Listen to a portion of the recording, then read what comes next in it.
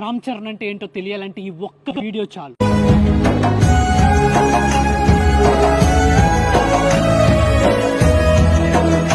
అక్కడ ఎంతమంది చొక్కా పట్టుకుని లాగినా, చేతులు లాగినా, రామ్ చరణ్ ఎంత ఏడిపించినా సరే బౌన్సర్స్ కి ఎవరిని ఏమీ అనొద్దు అని చెప్పి వెళ్ళాడు.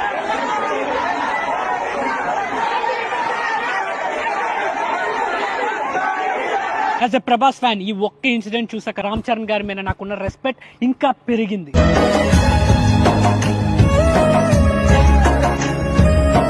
ఈ ఇన్సిడెంట్ లో మనం నేర్చుకోవాల్సింది లైఫ్ లో ఎదగాలంటే ఓర్పుగా ఉండాలి, పేషెన్స్ అంటే రామ్ చరణ్ చూసి మనం నేర్చుకోవాలి. అది బాడీ బిల్డ్ చేయడంలోనైనా, బాక్స్ ఆఫీస్ రికార్డులు బద్దలు కొట్టడంలోనైనా ఆ చరణ్ అన్నని చూసి చాలా నేర్చుకోవాలి గాయస్.